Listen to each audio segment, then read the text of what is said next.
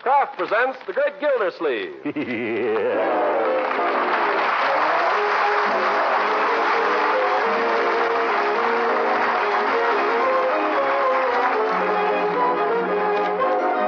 Kraft Cheese Company will also bring you Bing Crosby every Thursday night. Present each week at this time Harold Perry as The Great Gildersleeve, written by John Whedon and Sam Moore. We'll hear from The Great Gildersleeve in just a moment. But first, if you live in the South, you've probably already harvested many good things from your victory garden. If you live in the North, the first tender green shoots are pushing their way through the soil. Wherever you live, the chances are you're congratulating yourself on hard work that's worth it because you're providing your family with wholesome, good-tasting food. Kraft, the makers of Parquet Margarine, get much the same feeling of satisfaction, too, in making a food that fits in so well with your cash and ration stamp budgets. For Parquet Margarine requires just 5 red ration points a pound. And besides being a delicious, appetizing spread for bread, it's also a fine seasoning that'll add delicate extra flavor to garden vegetables served piping hot on your table. Yes, and Parquet is a real flavor shortening for your home baking, and it's grand for pan frying, too. What's more, Parquet is one of the best energy foods you can serve, and it contains vitamin A. So ask your dealer for Parquet, P-A-R-K-A-Y, Parquet Margarine, made by Kraft.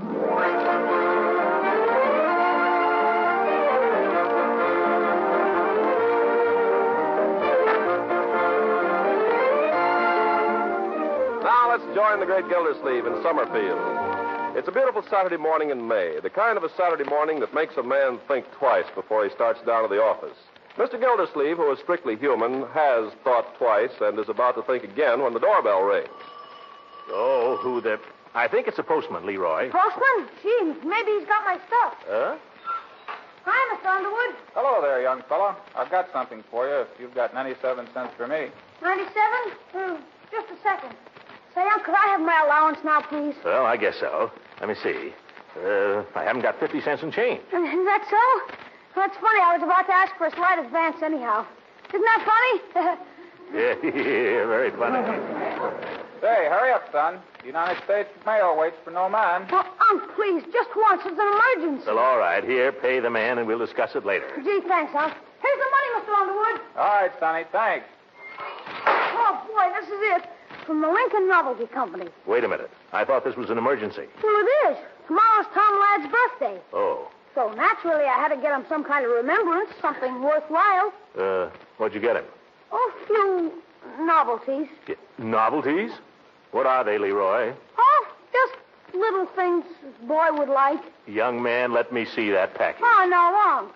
From the Lincoln Novelty Company, the boy's best friend since 1878. What are you buying from him, Leroy? Well, it's the greatest thing you ever saw. You put it in your mouth and you can throw your voice anywhere. It makes you a regular ventriloquist. Leroy, I bought one of those things 25 years ago, and it's no good. Gosh, what do you expect for a dime, Edgar Bergen?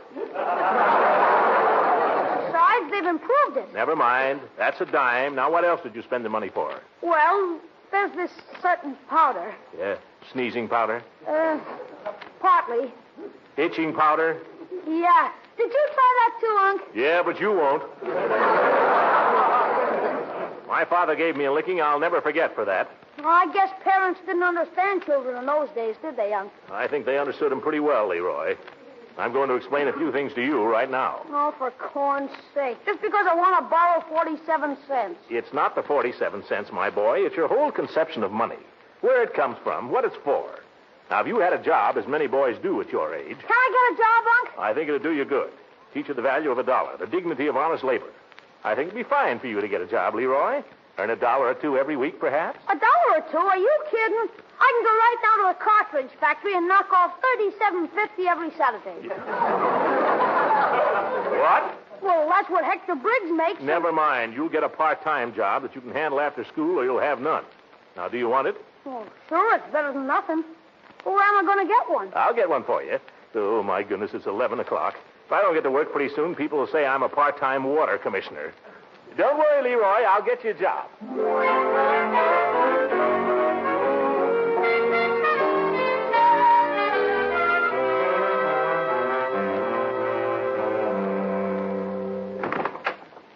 Come in, Gildy. Come in.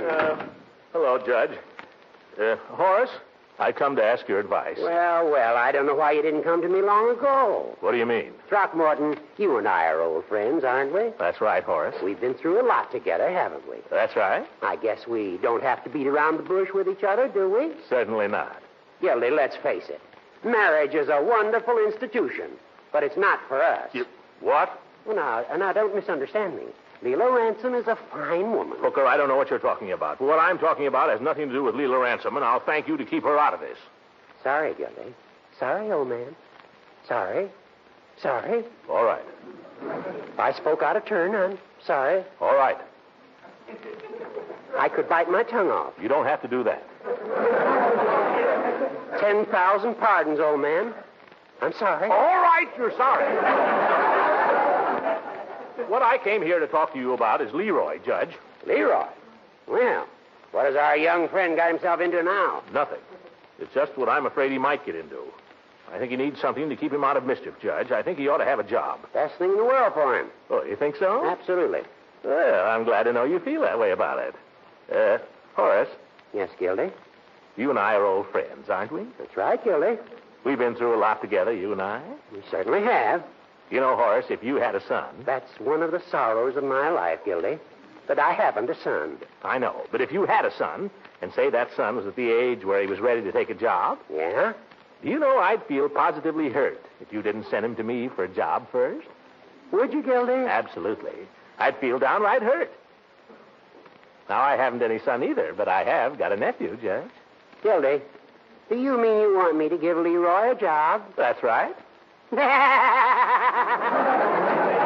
you kidding? All right, Hooker, try and get any favors out of me.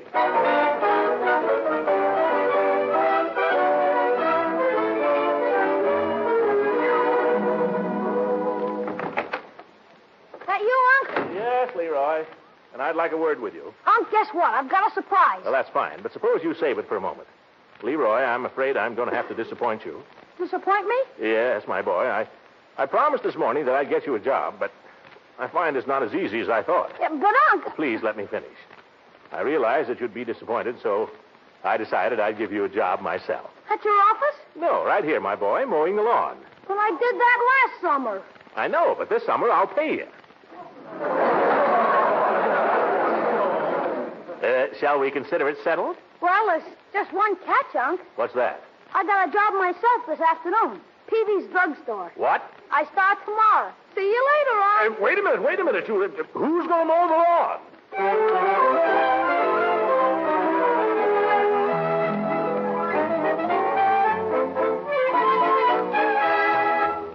Leroy. Leroy. Huh? Oh, yes, Mr. Peavy. Just straightening out the magazines here. I'll have them fixed in 2 shakes. That's all right. You go ahead and read the comics if you want. No harm in that. I just wanted to say I'm going to leave you in charge here for a few minutes. Oh, boy, my big opportunity. Well, no, I wouldn't say that. I'll only be a minute. I just got a little errand for Mrs. Peavy before the butcher shop closes. Veal cutlet. Well, I'll take your time, Mr. Peavy. I can handle the store. I think you can. There's just 1 or 2 things before I go, if you don't mind, Leroy. Yes, sir? I've noticed when you answer the phone, you've been saying Peavy's Pharmacy. Oh, don't you like that? Well, no, I think that's a little flashy. I prefer just a very conservative hello. Oh, all right, Mr. Peavy. I'll remember. And the only other thing is this. Don't prescribe for people. Oh. I thought that was what druggists were for. Pharmacists, Leroy. We are pharmacists. Oh, I forgot. No, we never prescribe. I made an arrangement to that effect with Dr. Pettibone some years ago. We agreed that I wouldn't try to cure his patients, and he wouldn't make any ice cream sodas. Just be careful, that's all. Oh, hello, Piggy. Hiya, Mr. Peavy. Hi, Leroy. Hi.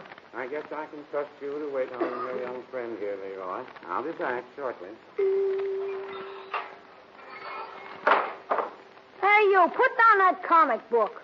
I'm just looking at it. No doubt, I just finished straightening up those magazines. I can look at it if I want to, not unless I say so. I'm in charge here. Who says so? I say so. Who are you? You'll find out.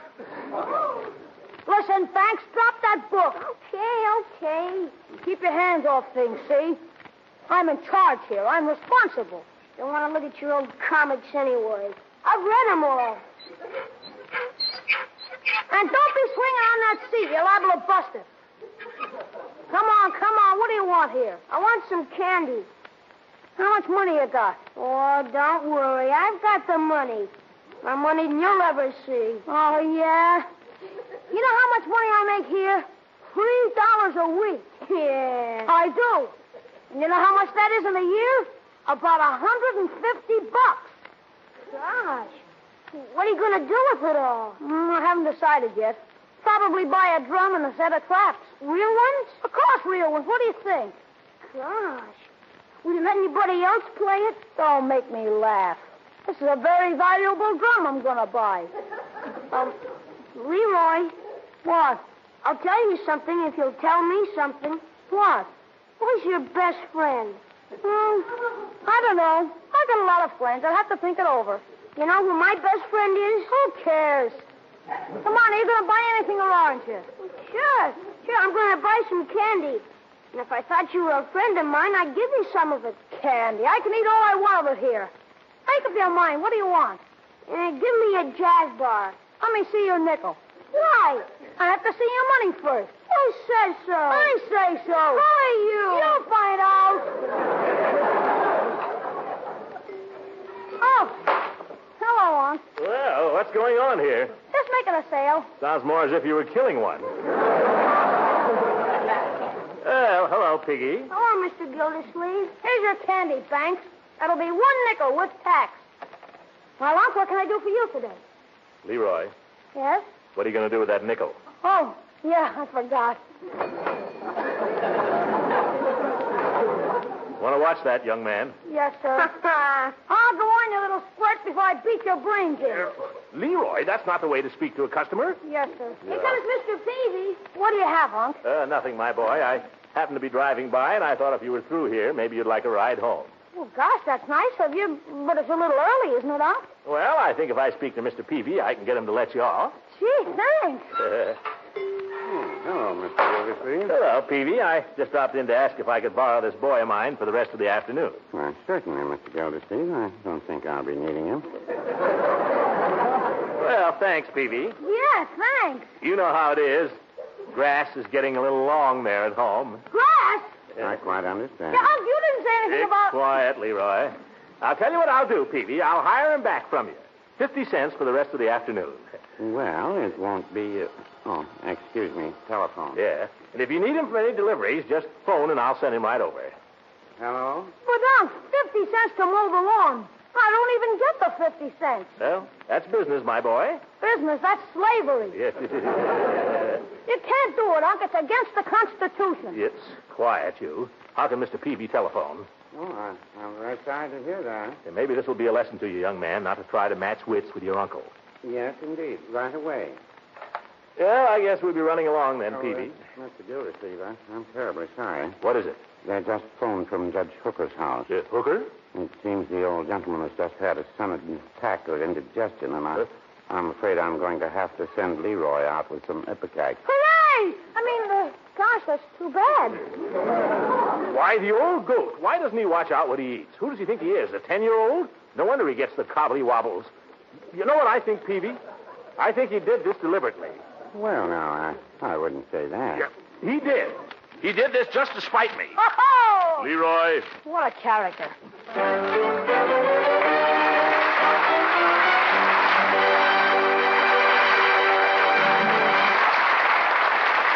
The great Gildersleeve will be with us again in a few seconds. Now, I believe I've said all I need to about Parquet, the delicious margarine made by Kraft. You know it's nourishing, and you know it tastes good. So now I'm going to talk about the men and women behind the counter in your favorite food store. I'm going to talk about them because they deserve a word of praise for the perfectly marvelous job they're doing in these trying times. The people in grocery stores have always worked hard, but in these days, with shortages of help, shortages of food, and food rationing, Well, they really have a job to do, and believe me, they're doing it. They're doing a job for the manufacturers of food, for you, and for Uncle Sam. And in spite of the fact that point rationing is many times more complicated for them than for any of us, they carry on cheerfully, patiently, long hours, day in and day out. Without the willing cooperation of the grocer and his helpers, rationing could not succeed, nor could any of us eat as well as we're eating. Now, there are no awards of merit for these hard-working patriots, but they, too, are helping to win the war. Let's give them our support by budgeting ration points ahead, by shopping early in the day and early in the week. Now, let's return to Summerfield. After a week with Leroy working for Peavy, Gildersleeve's lawn has become almost a jungle, and if he's ever to conquer it, it must be done today. So while Marjorie lolls in the hammock, we find him reluctantly trundling the mower out of his garage and calling upon the spirits of his ancestors to give him strength. Grass. Everywhere you look, nothing but grass. I hate the stuff. Talking to me, Uncle Mort? No, I'm talking to myself, my dear. I'm talking to the grass. Yeah, all right, you can laugh. You're a woman, Marjorie. You don't have to wrestle with it. We could always get a goat. A goat? For this grass, we'd have to get a goat with a motor on it. Why not? A motor goat.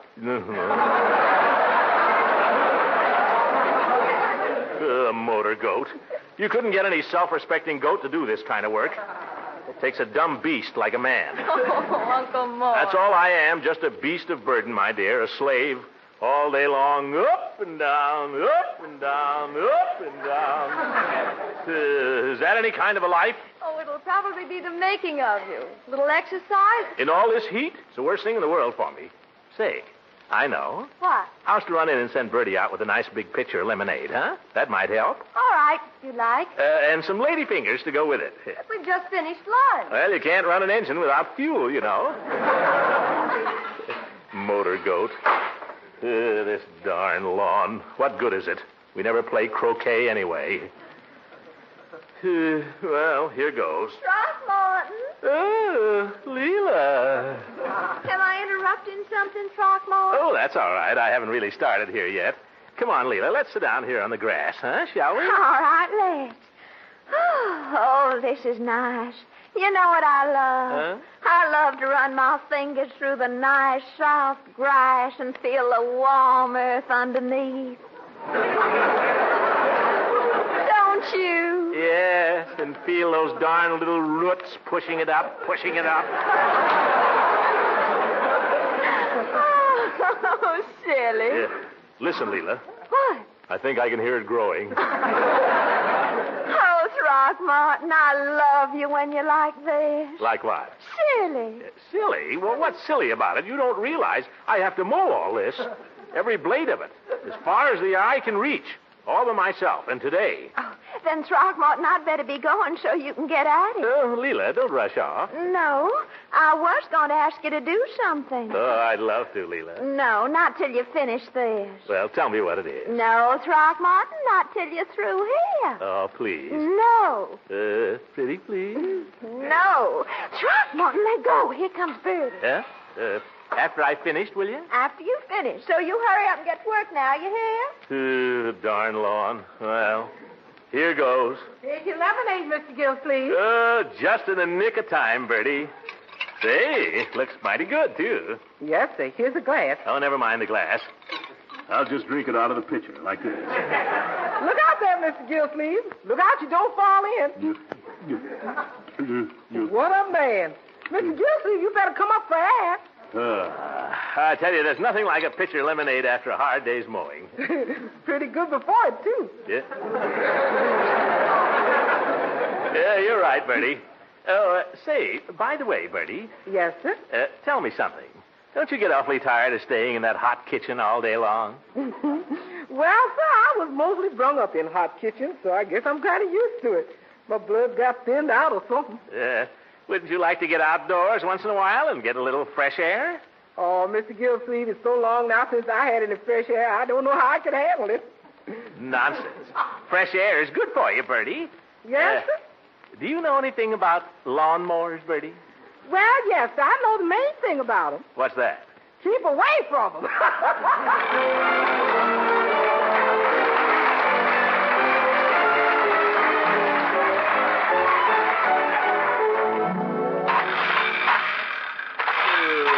This'll be the death of me yet. Grass, it sneaks up on you. It grows when your back is turned. Hi there, Mr. Gildersleeve. Oh, Ben. Hello, Ben. Hi. Well, I haven't seen you around here lately, my boy. Oh, been kind of busy. Well, see, you're doing a little lawn mowing. Yeah, just mowing the lawn. Yeah. Great exercise. Great for the stomach muscles. Yeah, great. Is Marge around? Marge? Well, she's inside there somewhere. Oh, good. Oh, Ben. Yes, sir? You're a mechanic, Ben. I wonder if you'd come here a minute and take a look at this confounded lawnmower. Oh, is there something wrong with it? Well, I don't know if there's anything really wrong, but it seems to push awful hard. Oh, well, maybe you got it set too tight. Huh? Let's turn her over and take a look. Yeah, you go right ahead, Ben. Yeah. Seems to spin all right. Oh? Have you tried it? Have I tried it? I've been at this thing since lunch. I mowed clear down to that hedge and back, Ben. Huh. Funny, I don't know what it could be then. I'll tell you what. You try it, huh? Maybe I just haven't got the knack of it. Oh, well, all right, sure. Yeah, here. Better take your coat off, Ben. I'll hold it. Oh, I don't need to take my coat off just to try it. Oh, well, I know, but it's a hot day. You better give it to me. Don't you do it, Ben. Oh, Marge. Gosh, I didn't see you. Neither did I. How long have you been standing there, my dear? Long enough to see what's going on. Now, Marjorie, nothing was further from my mind Then what? than, you know. All right, put your coat on, Ben. You're through for the day. Oh, you dropped something there, my boy. Oh, my poppy. Poppy day. I suppose some pretty girl sold you that. Yeah, she was, kind of. Now, Margie, nothing wrong with Ben's buying a poppy. Poppy Day is a very worthy cause. Only joking, Uncle Mort. I'm only jealous because he didn't buy it for me. Oh, gosh, if I'd known you were selling them. Well, if you'd come around a little oftener. Well, shall we, Yes, let's. Oh, don't go. Sit down on the swing here. Yeah, but you see, I've got something I'd kind of like to talk over with her. Some news. Well, talk it over with her right here. Uncle Mort? I know you two want to be alone. Doesn't take a lawnmower to fall on me. You make yourselves comfortable here, and I'll just knock off for a little while, huh? Well, Mr. Gildersleeve, gosh, we don't want to interrupt your work. Then if we don't, you'll never forgive us. Huh? Marjorie, I think that's hardly fair. However, things being as they are, I'll see you later.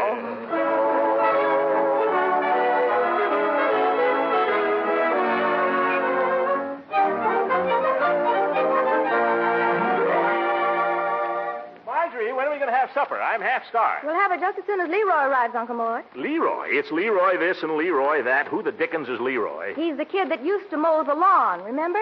Yeah, and he'll mow it again, too. Well, let's be nice to him when he gets home. All right. After all, it's his first week's work, and that's a pretty big milestone for a boy. Is Leroy working? Mm-hmm. He's been working for Mr. Peavy this week, Dan. Oh, soda jerk? Well, something like that. Now, Uncle Mort, I'll bet Leroy learns plenty in that drugstore. That's ridiculous. Oh, yes, he will. I'll bet you that when he... Hi, everybody! Oh, thank goodness. Bertie! Bertie! I heard him too, Mr. Gildersleeve. All right. Hi, folks. The toiler is home from his toil. Who's going to get my pipe and slippers? Young man, I want you to get this through your head. You're no more important than anyone else in this house. Well, now, I wouldn't say that. Uncle Mort,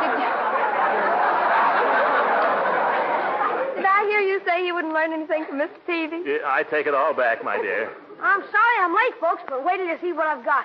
Here, Marge, don't say I never did anything for you. Why, Leroy, a present. You darling. Here, Unc. Merry Christmas. What? Why, Leroy, you shouldn't have done this. Oh, look. It's a gadget to fix the runs in stockings. Oh. Guaranteed to fix nylon, silk, anything. Got to see the fella do it. What fella? The fella I bought it from. He had a whole suitcase full of them. Oh, Leroy, it's simply marvelous. It's just what I wanted. Well, I seem to have a pencil here. Oh, but that's not all, Unc. It's got 2 different kinds of lead and a ruler down the side with genuine millimeters on it and a flashlight on the end. What, no banjo? Well, thank you, my boy. I don't know what to say, really. Oh, that's okay, Unc. You're welcome. Hey, I'd better take Bertie her present. Oh, what'd you get for Bertie, Leroy? A bracelet with rubies in it. What? Well, they might be rubies. He's really a very generous kid. He certainly is. Golly, he must have spent a pile of money on all that stuff. I'm afraid so. Thank you, Leroy. Ah, forget it, Bertie. Well, it won't be long now, folks. Are you hungry? Am I? I didn't have time to make myself a soda the whole afternoon. Leroy, listen to me a moment. You've been very generous, and generosity is a fine trait. But I'm afraid you spent too much money on these presents. Oh, don't worry, Unc. I got plenty left. I figure I'll be able to get my drum in just 14 weeks. I want to explain something to you, my boy. You're making money now. Everyone in this country is making money. Yeah? But hardly anybody is making things to sell anymore. Most of the work is going into making bullets and such for the war. Yeah? What I'm trying to say is everybody ought to spend their money on war bonds and stamps instead of things they don't need. That's the way to fight inflation. Oh, you mean I shouldn't get the drum? Oh, I didn't say that. It'd be a very good thing if we all thought more about the war and less about ourselves. Oh, gosh, Unc, I can't be thinking about the war all the time. Would it be easier if you knew somebody who was in it? Yeah, sure, I suppose so. But I don't. Yes, you do, Leroy. Oh, I don't, Marge, honest. Ben, can I tell? Huh? Oh, sure, I guess so. All right. Leroy, this morning, Ben got his commission in the Navy. He'll be leaving very soon to join a ship. Gosh, the Navy. Well, I didn't know about this, Ben. Congratulations. Thank you, sir. The Navy. Yeah, brings war a little closer, doesn't it, my boy? Yeah. And me worrying about a drum. Well, now that Ben's in the Navy, I better buy him some bullets. I'll buy bonds, Unc. Yeah, now you're talking like a grown-up man, Leroy, and I'm proud of you. Leroy, I hate to say it, but you're wonderful. Come here. Huh? Here. I haven't got a medal for you, but... There. Oh, gosh. What's the idea of kissing people like that? No wonder Ben is joining the Navy.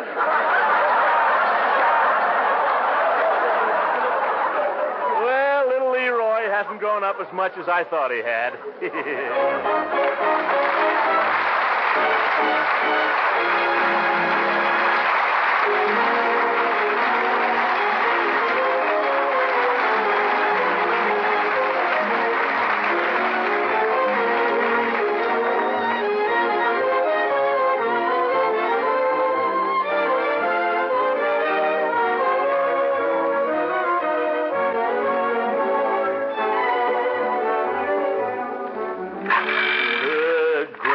What good is it? You can't eat it. You can't sell grass. All you can do is mow it. Oh, these darn mosquitoes. Oh, brother, this has been one of my bad days. Throckmorton. Oh, that's you, Leela? I've been expecting you all afternoon, Throckmorton. What happened? Oh, nothing happened, Leela. I've been working here like a dog. But by George, enough is enough. I'm quitting right now. What is it you want me to do, Leela? Oh, well, it's too late now, Throckmorton. Oh, no, it's not, Leela. Oh, but it is. Leela, don't be like that. It's never too late. A man's got to have a little fun.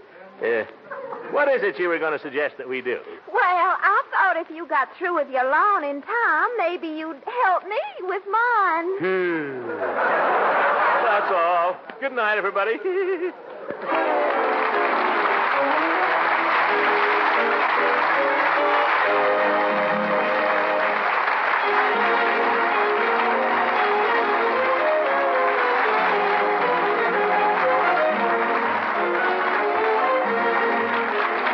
Music heard on this program was under the direction of Claude Sweeten. This is Ken Carpenter speaking for the Kraft Cheese Company and inviting you to listen in again next Sunday for the further adventures of the Great Gildersleeve.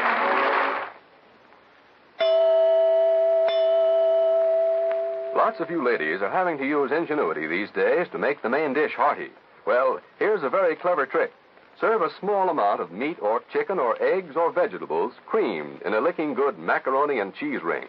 And make that ring the fast way with Kraft Dinner in only 7 minutes cooking time. The Kraft Dinner macaroni is a special kind that cooks fluffy tender just in boiling water. The Kraft grated in each Kraft Dinner box puts the cheese flavor through and through the macaroni in a jiffy. Press the delicious hot Kraft Dinner into a ring mold, let it set for a moment, and then serve with your creamed meat or vegetables. Or serve the Kraft Dinner macaroni and cheese all by itself. Either way, you have a real wartime special. For one Kraft Dinner box gives you macaroni and cheese for 4 people, and you give out just one single red ration point. Get some soon. Just ask for Kraft Dinner. This program reached you from Hollywood. This is the National Broadcasting Company.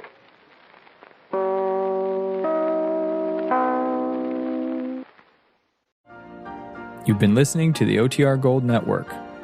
Find more classic radio at otrgold.com.